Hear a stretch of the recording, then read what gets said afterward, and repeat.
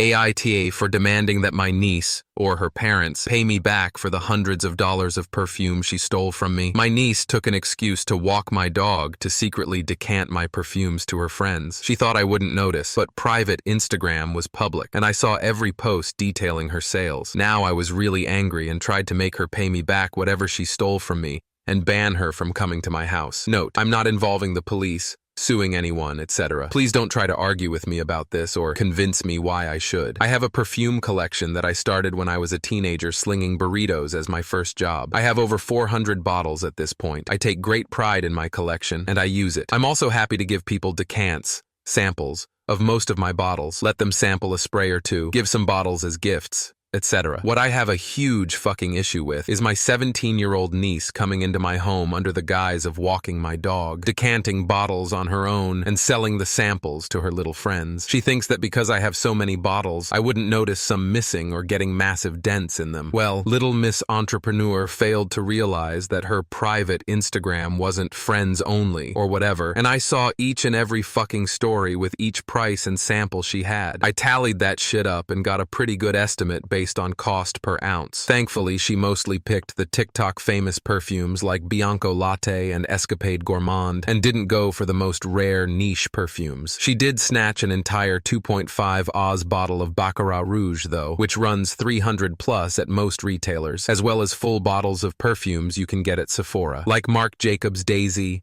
Burberry, Her Elixir, Flower Bomb, etc. Petty or not, I printed out the entire list of what she'd taken, price estimate, and handed it off to my sister, her mom. I said that I expect to be paid back, in full, and of course her fucking sneaky little ass is never allowed in my home again. My sister got super pissy with me going on about how my niece is just a kid, kids make mistakes, etc. I said yes, kids make mistakes, and this is a great way for my niece to learn from hers. Their argument is that now the money she was going to use for a car has to go towards paying me back. I don't care. She is lucky that I have no interest in involving the police, small claims, or any of that. But AITA, because she is a teenager? Relevant comments. Commenter, she's just a kid who created a successful business enterprise selling stolen property. NTA. OP, this is part of what bugs me. If she had come to me and asked me if she could sell a handful of her friends some samples, I might have entertained the idea. I know getting samples for niche perfumes is a hassle, but nope, she screwed herself out of that one. Commenter, this is a great way to learn.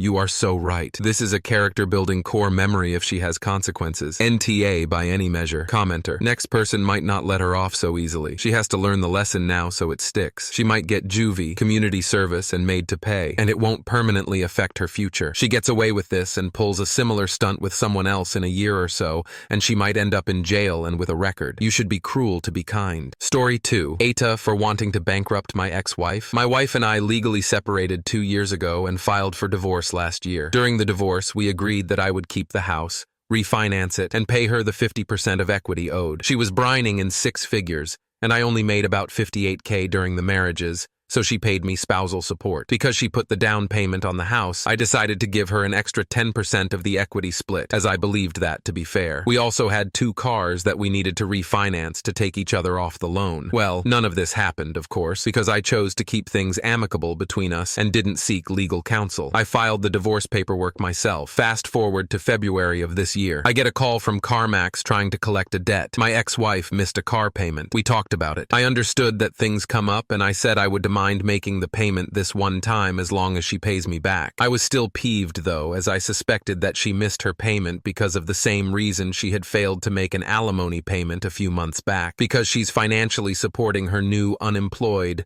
daddy of 4, felonious boyfriend. March comes around and I get another call from CarMax. April, May, June, and July. Calls from CarMax every month. By May, I was already concerned. I come to find out that she has accumulated an exorbitant amount of debt in 1 year, the length of her new relationship. Her credit is almost non-existent, but she's buying Great Danes and guns, shopping on Temu, and traveling around the US with her BF and kids. I continued to make payments on her car because I didn't want my credit to be affected by her inaction. She was paying me back, but it was like pulling teeth. By June, I got fed up and asked her to either refinance or sell her car, which of course she refused to do. I kept pleading with her, trying to make her understand how much financial stress this was putting on me, and I let her know that I felt as though she was taking advantage of me. July rolls around, and I make another payment. This time, the CarMax paper bill was sent to her house. First week of August, I get a call from her boyfriend to yell and berate me. He demanded to know why my ex and I were still talking. I told him that she owed me money and that I needed her to get rid of her car because I was the one making payments on it. A week went by and I hadn't heard anything. She had already blocked me at this point, so I sent her an email requesting to know details about the car. As usual, she was uncooperative, and it took me telling her that I would drive to her house and pick up the car myself to sell it. That did it. The next day, she had sold the car. She emailed me a few days later demanding a timeline for refinancing the house. I told her I wouldn't be refinancing anything until we meet with a mediator to ensure that she is held accountable. This is a house, not a car. It took 7 months to get her to do anything with the car, and I was still owed alimony and car payments. The mediator would facilitate the distribution of our remaining assets, as I can no longer trust or even communicate with her effectively. She replied by telling me that she will not be subjected to my demands any longer, and that she is entitled to 100% of the equity. She also said that because she already fulfilled her divorce agreement by selling her car, not true, she still owes me money, so nothing fulfilled, that I am now in contempt of court because I have not deposited 100% of the equity from a house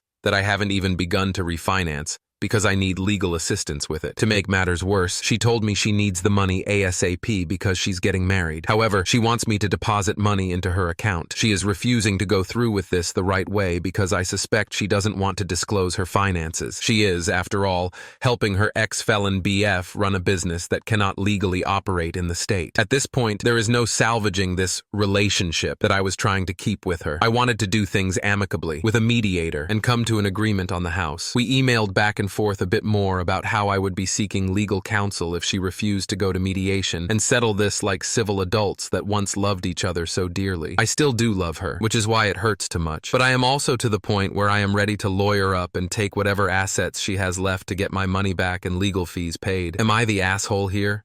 Update. I scheduled a couple of meetings with attorneys next week to discuss my situation. Edit. Just wanted to add a bit more background to explain why I feel like the asshole. My ex and I remained friends after the separation. We still sent each other funny memes and were checking in on one another. The communication increased late last year when she missed her first alimony payment. This is when she began to tell me more and more about her new life and relationship. She started telling me that her BF was always asking for money and that she was stressed out constantly. She also said that he put his hands around her neck one night. They had an intense argument. She also started telling me that she missed me and that she wanted to leave her situation but had nowhere to go. This lasted the entire 7 months that I was paying for her car. I was worried for her. I wanted to help her. I began to piece things together, and all I needed was a name and a Truth Finder account to find out that her new man is a convicted felon with bankruptcies and illegal business dealings. I asked her if she knew about this over the phone one day, and she said no, but didn't seem too concerned about it. We continued to stay in contact,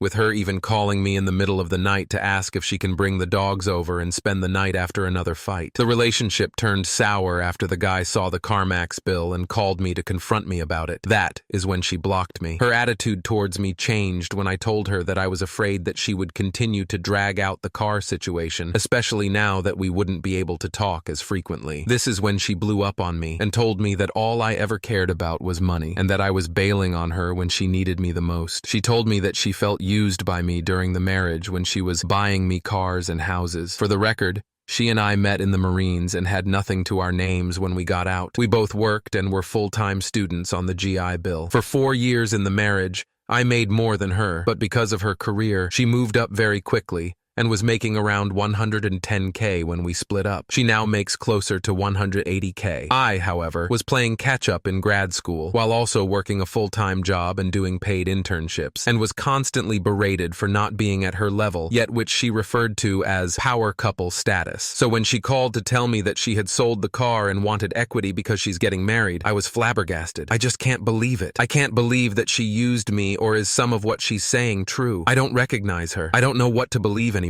My brain can't process this, and I think my desire to rescue her is why I've been doing this with her for so long. Relevant comments. Commenter. NTA. Proceed. Stop doing anything for her. Keep communication through email. She's no one to you right now. Do everything legally to protect yourself. She's an adult. She can do whatever she wants, and so do you. Your love for her will destroy you. OP. This is exactly what I needed to hear. My love for her is destroying me. I enabled her behavior, and I'm partly to blame for this situation I'm in. Thank you, kind stranger. Commenter. NTA. But quit making excuses. Quit waiting on her. Take action to separate yourself from her. You're bitching about her car, yet you've been dragging your feet on refinancing the home loan. This all should have been handled in court. Hire a lawyer. I hope you have something in writing about the equity in the home. If not, don't be surprised if it's a 50-50 split. All the money you have paid since she left will now be subject to paying her more money from the equity. Lawyer up and quit talking to her. Let your lawyer do their job. Story 3. A gay guy ruined my reputation. Well, what the title says, TLTR. A guy tried to ask me out. After I simply said no, he took it upon himself to tell everyone I was homophobic. Now no one talks to me. I, 20M, am studying gastronomy in a group almost entirely of women. There are only 3 guys, including me, in it. There's a guy in the group we'll call Dave, 20 to 21M. I didn't know he was gay. Not that there's anything wrong with that. Okay, having explained those 2 things, this is what happened to me. At the beginning, everything was perfect. We formed groups. We spoke normally to each other. We helped each other. Everything was fine. It wasn't until during a break between classes, Dave approached me to talk. Between the chatter, he began to mention how good I looked. And in his words, "You have seriously nice lips. They are very kissable." I tried to avoid the subject because it made me a little uncomfortable. But when I tried to do that, he continued, "You know, we should go out one day. Just us, to get to know each other better and all that." I changed the subject again. He clearly looked frustrated and walked away. Since then, everyone looks at me badly. They speak badly to me. It was simply a total change. From what I heard, he simply said that I was a sexist and homophobic. Only God knows what else he said about me, since he goes out with the girls to their houses and all that. So now the whole group dislikes me. It's been months like this, and the truth is that I can't take it anymore. Edit. Thanks to everyone for the messages. I'm going to answer a couple of questions that I've been reading that are repeated quite often. No, I'm not homophobic. I wasn't bothered by him flirting with me, and I wasn't scared. It's not the first time it's happened to me. But usually saying I'm straight ends it. The third guy is much older, between 45-55 years old. The times I tried to talk to him, he really didn't care much about my problem. Maybe because he considers me guilty, or maybe because he doesn't really care. In the first few weeks that the problem began, I tried to talk to some girls separately, but they directly spoke badly to me or looked at me with disgust as if I were blatantly lying. When I tried to change the subject, I told him that I was straight, but that if he wanted, we could still go out as friends. And I'm not entirely sure about taking the problem to my teachers or principals, because my case would be seen as straight guy is homophobic against a gay guy, and I'd have my entire class against me. There'd be no way I could win. Edit 2. I tried to talk to Dave about it once. He just got mad at me. He talked to me spitefully, like I owed him something. When I saw that he wasn't going to calm down, I simply left. I was afraid that if he continued to get angry, my situation would get worse, either by saying worse things about me or directly accusing me of something false with some authority. Relevant comments. Commenter. Is the other guy straight? I would talk with him and explain to him within earshot of one of the girls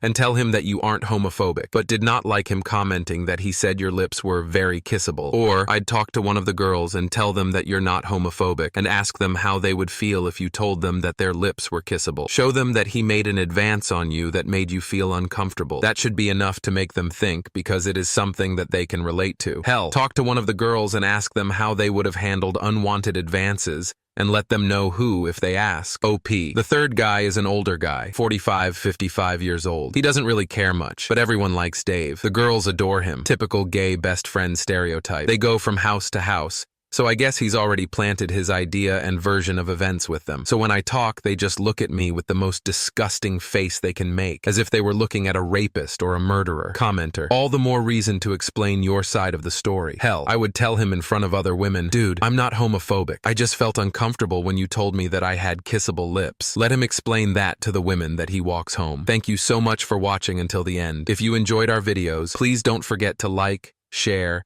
and subscribe to stay updated with our latest ones. Have a great day.